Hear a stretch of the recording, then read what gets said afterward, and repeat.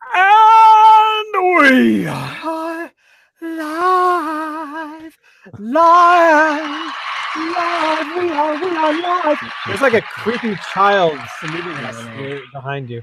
That was actually kind of it's a pro D day. It's a pro D day tomorrow, so the kids are around. Oh, so they're still awake. Yeah. By the way, I was noticing a about. certain child of yours was sending out some story posts on Instagram talking about how he was bored. Oh, really? Might be your youngest. If he does that again, just tell him to clean his room. Okay, I'll reply to him saying, "Clean your damn room." All right. Hi everyone.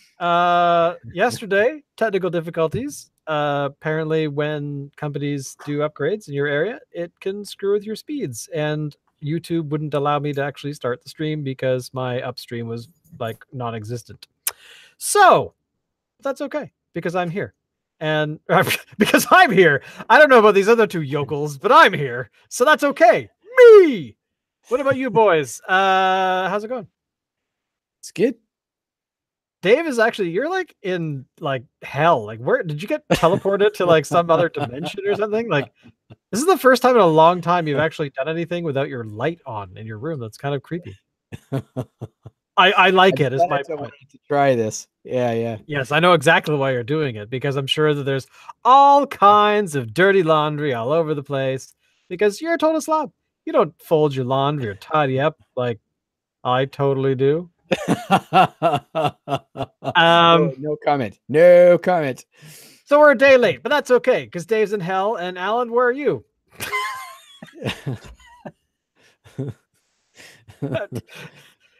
Dave, you have no idea where you are potentially? No, not at all. Alan apparently has lost his voice. I was concerned. I went for a very long walk today. I went to go and pick up. We can't hear Alan at all. Can we? Can you not hear us? Yeah. I can't hear you at all. It's like your microphone. Turn your microphone off and on again. But yeah, no. Today I went for a long walk to go and get the cobblestone from Mill Street. That we should do next week. Which is which by the way, Dave, go pick that up. But it was, but the only place I could get it was actually at 28th and Main here in Vancouver at the beer store. And so I waltzed off to there. And it's that like, 28 blocks. Your microphone is muted. So if you go up to the top and unmute yourself, that should do it. But anyway, so yeah, but I didn't, because it's kind of getting that stage of autumn where it's not raining as much. It's just getting colder. So it hasn't rained in like a week. So the cold air kind of, drops, I guess, water out of the air. Is that how this all works? I'm not an expert, of course, but anyway, yeah, so I got back and I was like, I couldn't actually speak for like the first 5 minutes because my vocal cords felt cold. So it was weird. Whoa. So yeah, and what can you do? But it was very strange. Like I couldn't believe that I'd actually done that. But I had never experienced that. That must have been weird.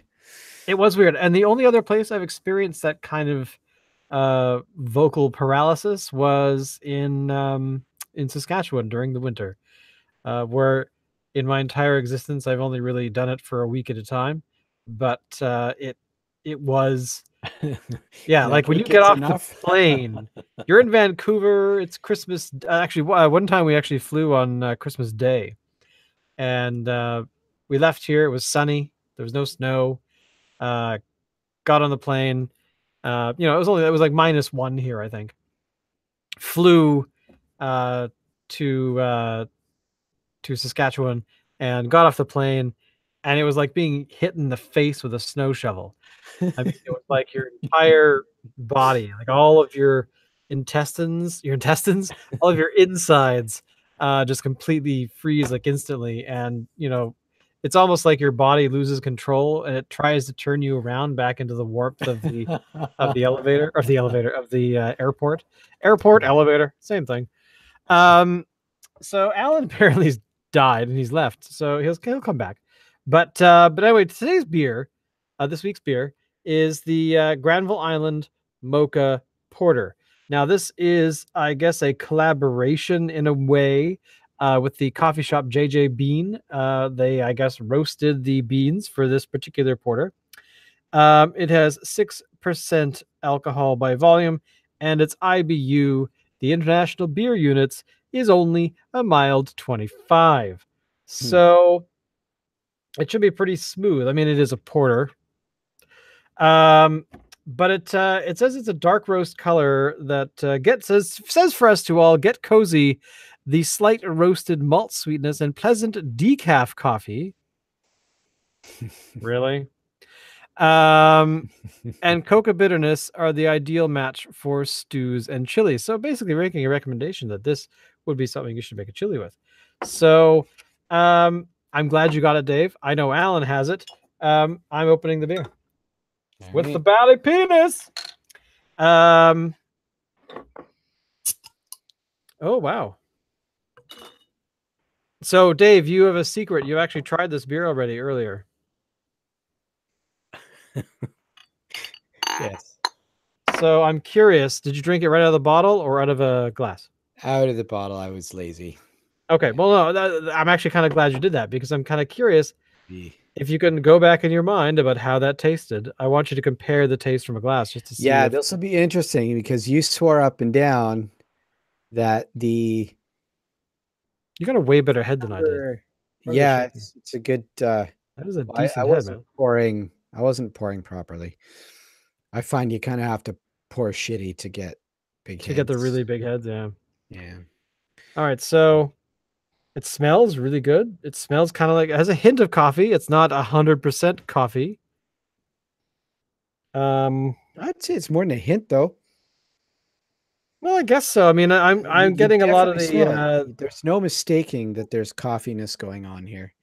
Okay, I don't. Come back, Helen. Come back.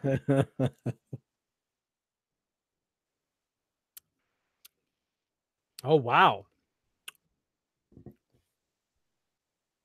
I'm actually a little impressed there. I'm a little impressed. That is actually just a little.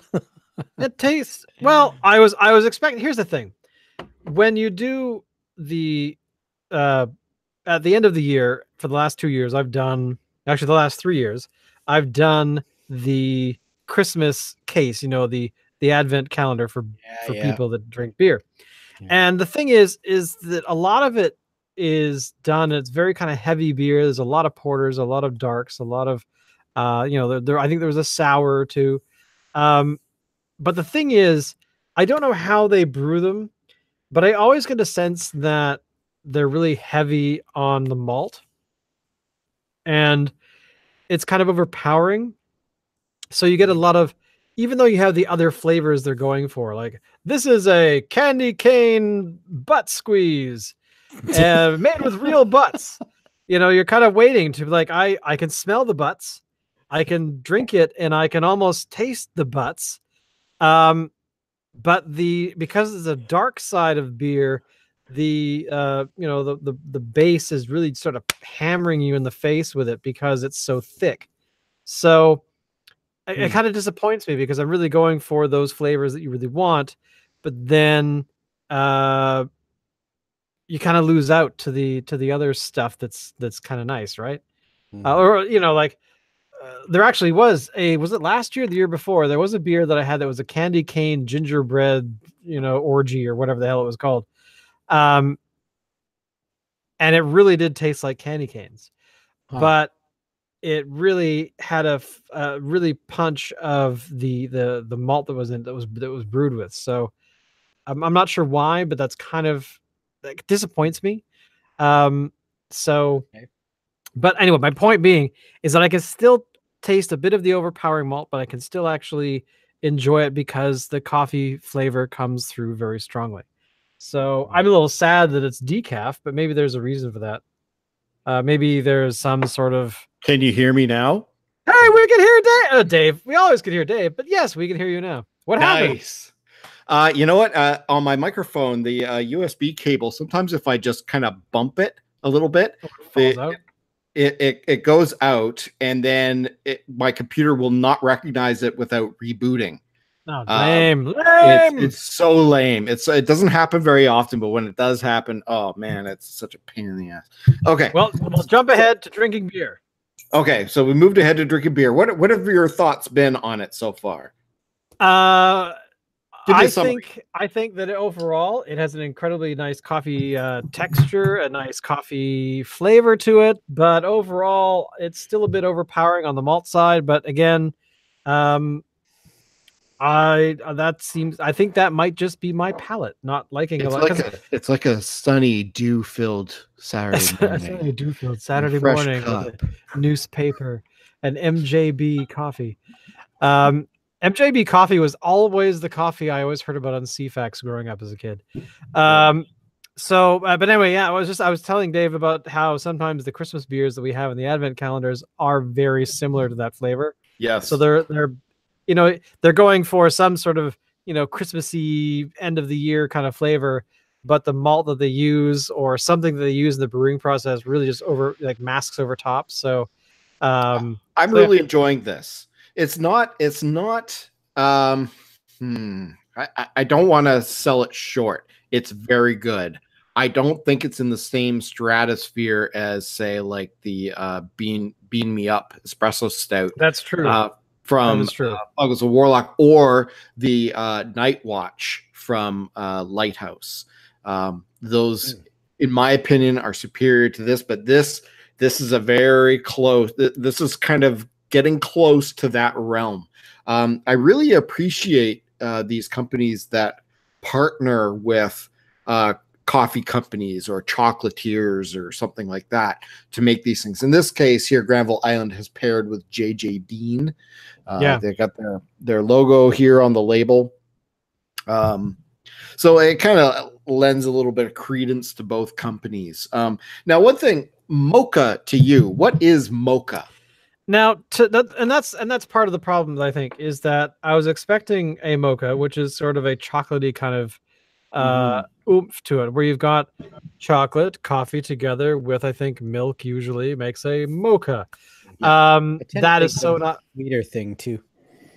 I kind of was expecting a sort of chocolatey thing, but it's so not in that realm. I mean, it's like we've got a lot of coffee and a lot of beer, but the mocha part was kind of left out.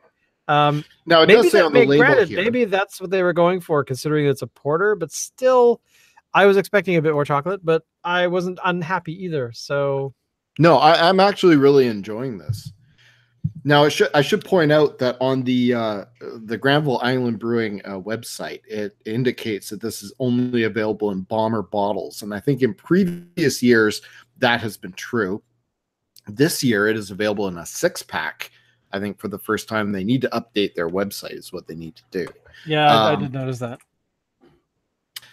And so it's because it's in the 6-packs, I think it's a little bit more widely available. Whereas the Mocha Porter, I've looked for in previous years and not seen on my shelves here in Victoria. That's too bad. I want to jump into a beer story that I was reading about yesterday. And apparently, you guys have heard of Trump, right? And that whole the big orange guy, the orange guy, with the overgrown guy. Yes. He's very respectful of women. And he had that whole thing with Canada about tariffs and stuff. And so, in order to fight back, Canada put a tariff on aluminum. Specifically for products made of aluminum coming into the country. Today, I think it was today. Yes, it was today. Canada finally decided that, yes, we are going to drop the tariff on U.S.-made aluminum beer cans. Because apparently, and this kind of doesn't surprise me, Canada is apparently going through a pretty serious shortage of aluminum beer cans. I don't what would we do without beer cans in this country? I think a lot of people would suffer lack of beer. I'm sure there's a condition for that. I think it's called drying out. Well, especially since a lot of breweries, even microbreweries, are switching more to canning now as opposed to bottling. Tall cans. It's the new way, and I think it's going to replace growlers. Actually, sadly, yeah. I'm sad to say that, but yeah. Well, apparently, there were some breweries in the country that had to stop canning for a while because they didn't have enough cans. So they actually, Alberta's GP Brewing Co. Had to halt production for 2 weeks in July after it ran out of cans, and it was too expensive to get more. And not to mention, I gather there was already a shortage going on because a large plant in where was it? In Milwaukee, I think. Anyway, there was a large aluminum can facility that closed just because. It wasn't because of any tariff thing, but it closed. And so there was already a shortage going on. And then this whole trade thing kicked off, and it kind of, but there's also the whole, growler culture. There's also people that just buy glass bottles. Or people like me that brew at home a lot and have it all in plastic bottles. So there's not necessarily. But it's interesting that we're talking about an aluminum shortage, and meanwhile, Driftwood here in Victoria, who has traditionally always used bomber bottles, has now started putting Fat Tug into 6-pack cans and 4-pack tall boys. I'll be right back. You hear me run out the door, drive off in a car, grab a plane just to get to the beer store because there's Fat Tug in cans.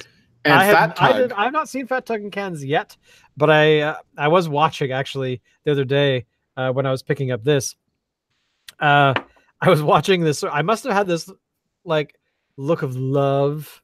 I don't know what that would look like, but there was somebody taking bomber bottles of Fat Tug and putting them into the cooler, and I was like, they didn't have any Fat Tug is apparently, because it's available in cans now, is probably going to be available across the country fairly soon.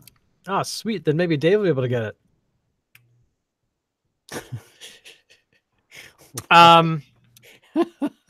And so, of course, jumping into the next story, the final story of the day, because I'm sure we're going to have a lot to say about this, but Cannabis Beer.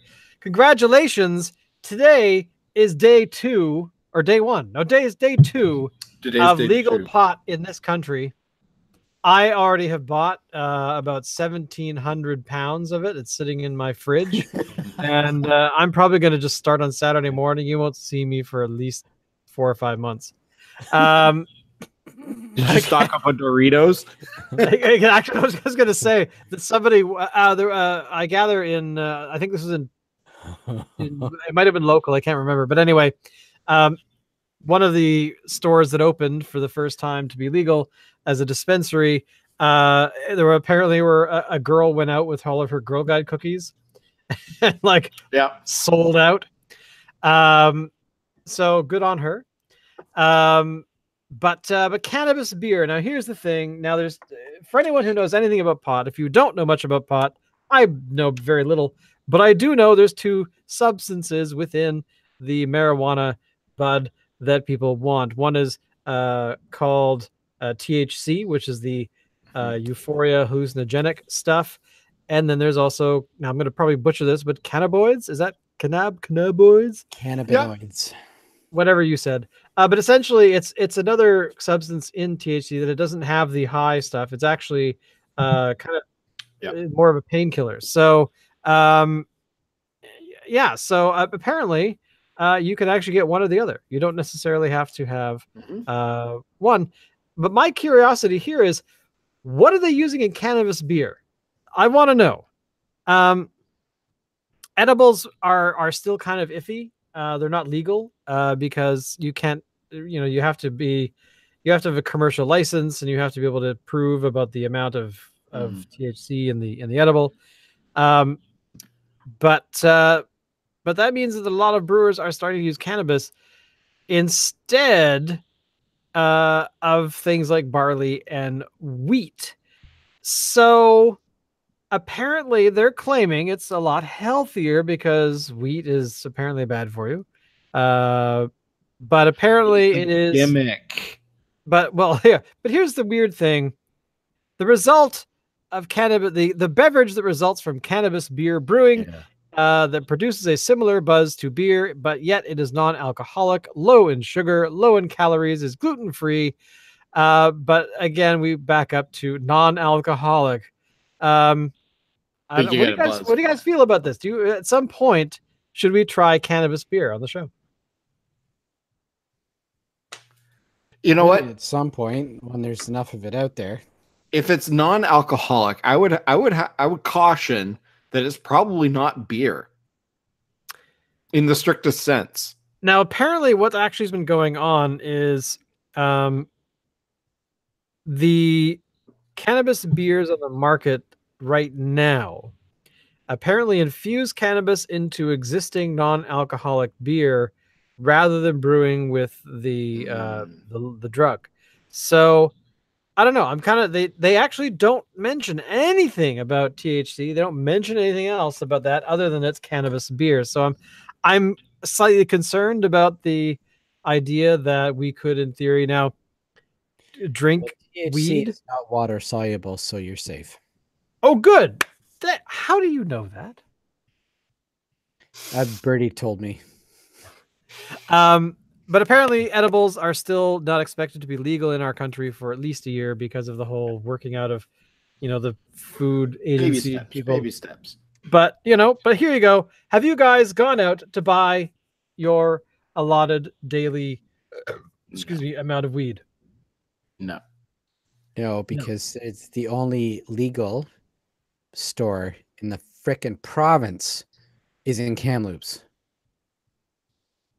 Sorry, what? Yeah. The only brick and mortar establishment in the province right now is in Kamloops. Otherwise, you have to order online.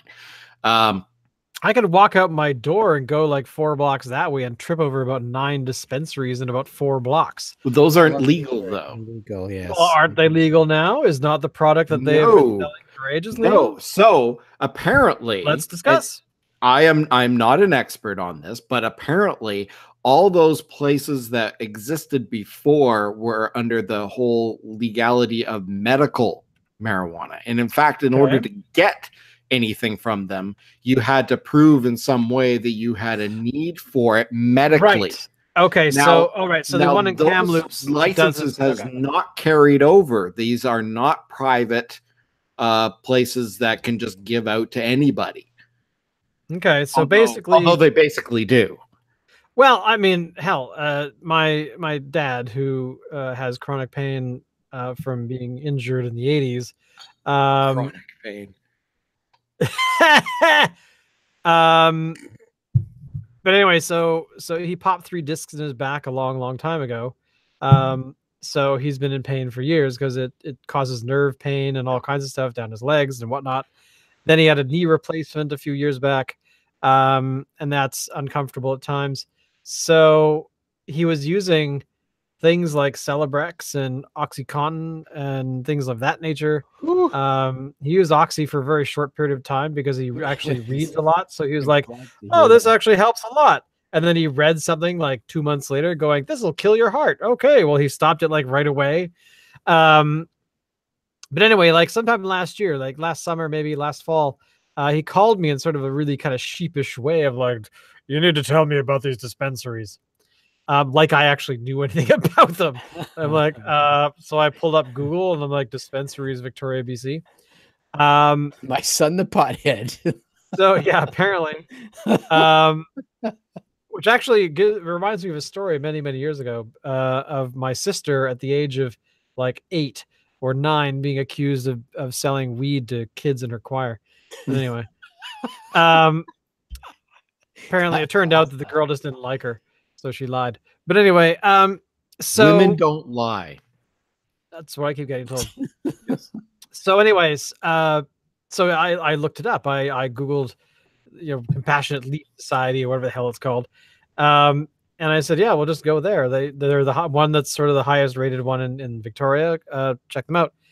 So he waddled over there that day and had oil by the end. After his visit, he was like, I have chronic pain. They're like, great. He was like, I don't want to smoke it. So because he did a lot of that way back in the day. But yeah, so it actually helps. He takes it every day, so it helps him. It used to be that these places would only dispense if they had a form, a signed form from a physician saying that you needed it. But the problem was that a lot of physicians actually wouldn't sign those forms. And it eventually evolved to the point where you could just show up and say, yeah, I'm sick. And they would give you, you didn't need any proof or anything. You just show up and say, yeah, I got this horrible pain. Okay, well, here's this. It's like going to a brothel. I have this problem. Yeah, we can help you out right now, sir. Pick your solution. But yeah, I mean, it didn't seem very difficult at all. And I suspect if I have glaucoma. Yeah, here you go. Great, no problem. See you later. I did actually watch there was a video of on I think it was BuzzFeed or something the other day of a reporter that I've watched some of her coverage before, and she revealed in this little 20-minute pseudo documentary thing she has a nerve condition where a particular nerve in your head, like in the center of your lower part of your brain, is damaged for any reason. It causes you facial pain, so your face is in constant pain. Your head, you have migraines almost all the time. That sounds horrible. And the thing that and she was talking about how the pain medication that she used didn't really work a lot of the time because it's not designed for this type of pain, because nerve pain and I guess other pain have a very different solution to actually fix them. Like the receptors are different somehow. But anyway, I am not an expert. I have no idea. But so the thing she thought she would try is that she thought she would go and find out if she could actually take some sort of medical marijuana. This thing just came out like a few days ago. So she went and was talking to a bunch of different people about professors and doctors and things of what kind of stuff that they use medical marijuana for. And it was, they gave her different ideas and solutions and things. And so she tried out like topical things. She tried edible things. The edibles she did once and was like, no, I'm not doing that again because it got her really high, to the point where she couldn't, work.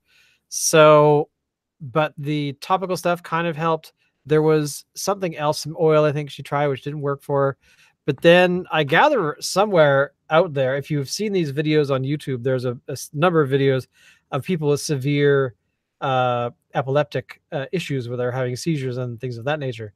And there's a strain of weed that's been made that has, I think, the THC has been bred out of it. I think it's talking about the CBD oils, I think is what those guys use. Yeah, exactly. So it's an extreme form of that. But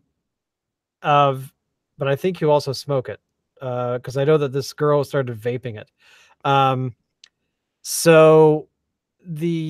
anyway, so it's got these videos of people taking this stuff. It's called Charlotte's Web, by the way, this particular thing. So yeah, so it started, she tried it for the first time, and for like a good day she didn't have hardly any pain at all. So she kept taking it for a little bit, and it didn't cure her, but it was like a miracle drug for her. So there you go. There's a whole lot about the cannabinoid, whatever the hell it's called, stuff that I think is getting a lot more research, because it does have a lot of fundamentally, it's easy to make, it's cheap to make, and it apparently works. So hey, why not? So there you go. Hemp is a good way to make clothing too. Mm-hmm. So maybe Yeah, we'll see that starting to be produced more too. Well, in Victoria, or just north of Victoria, I don't know. This is probably late 90s, mid 90s. A farmer actually tried to make grow industrial hemp. But kids kept driving into his property and stealing a bunch of his plants. And I'll never forget our friend and love Todd, who is by trade knows a hell of a lot about plants. Said, the people stealing those plants are not going to get any buzz because there isn't really any THC in them. You would have to smoke the field to get like a buzz from a single joint. So anyway, it was sad because the guy was trying to make industrial hemp and grow it because it grows fast and blah blah blah blah. And he had to plow it under because people just kept going onto the property going weed and stealing his crops. So well, maybe he can do it now. You never know. You never know. Father driving into a field in the middle of the night, steal plants when you can just go down the block and go into the frickin' store. Well, exactly right. I mean, then there's the secret grow op right beside that farm. The farmer's market. Yeah. The one that's got like the chain link fence with the barbed wire and stuff. So yeah. Cinder block building just in the middle of nowhere. that was built for no reason other than to control water in the area. Yeah, sure. What's with the guards? But anyway, so there you go. So yeah, I think at the end of the day, I don't think I would want to drink hemp beer or weed beer. I don't think I would either. I would say that it's probably not beer in the strictest sense. And it's basically a gimmick. Yeah, I wouldn't. Well, right now it definitely is. In the future, who knows? Maybe they'll be able to perfect it. But at the same time, we're gonna have to wait until this time next year to see if food products featuring THC are going to be a thing. Anyway, on that note, boys and girls, that's our time. I hope you guys enjoyed yourselves. I enjoyed myself. I know that these guys enjoyed yourselves. Tell me you enjoyed yourselves. Oh. I enjoyed myself. Please don't hurt me. Dave, reporting in from the 10th level of hell.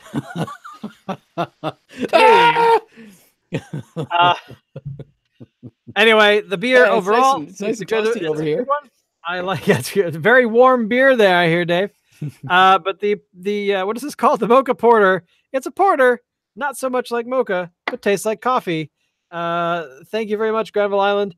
And not that you gave it. We had to go buy this stuff. So what am I thanking you guys for? Thank you for making beer that we had to pay for. That wasn't passive aggressive or anything. But anyway, as always, follow us on all the social media stuff. Subscribe to this channel. Do all that crap. And as always, Alan, take us out.